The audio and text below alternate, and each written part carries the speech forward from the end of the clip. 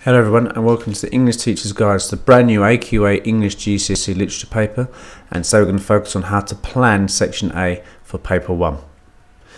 Brief overview of the exam. It's 40% of your course, it's a 1 hour and 45 minute paper, and there are two sections. The first section is based on a Shakespearean play. One question, it will ask you to write an essay, but you must be given an extract. And then for section B, same thing again, but for the 19th century novel.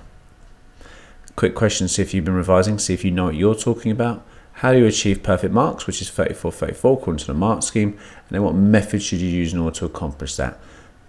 Press pause, write down your answer, discuss your answer, and then press play when you're ready to resume.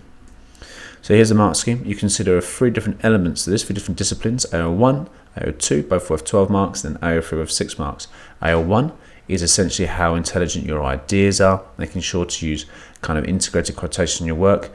Conceptualized responses essentially just means that this is a play, it has been structured in that way, so you need to think about, well, how has Shakespeare in this case written it in order to create those kind of interpretations. AO2 is then you analysing form, structure and language to ensure that you have proven your point successfully, and then for half the marks of the other 2, can you make sure that you are then using historical context, which could be the context within the play at the time, so plot. It could be the context where the novel is originally set, the play is originally set, the context when it was first performed, and a modern audience as well.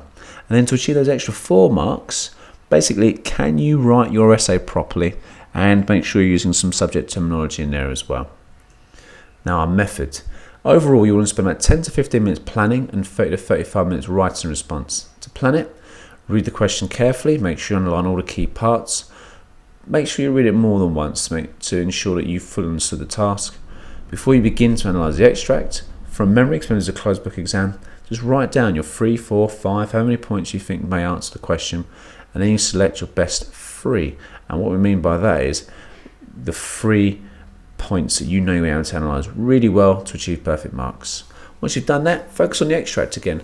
So what points have you raised which would be covered in the extract? Once you've got that one sorted, then obviously begin to get your analysis of form, structure and language. Remember, you have to include those notes of context. Once that's done, repeat the process of points 2, 3 and 4.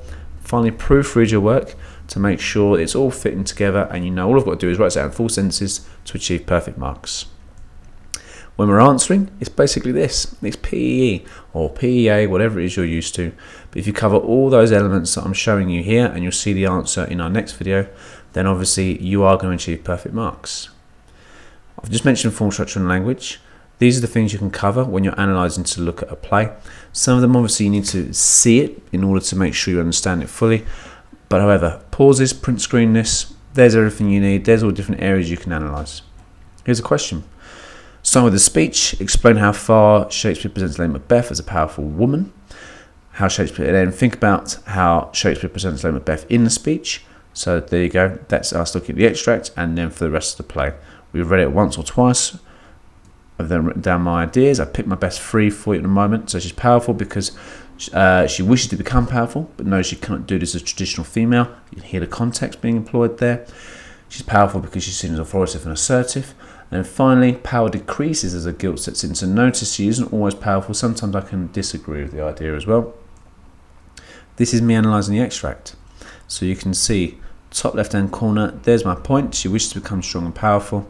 A couple of ideas. I've picked on the unsex me here, the removal of traditional female element from her, so she's no longer a nurturer. The use of an imperative command shows that she's commanding evil to do her bidding here, so it shows that it shows how she's becoming powerful.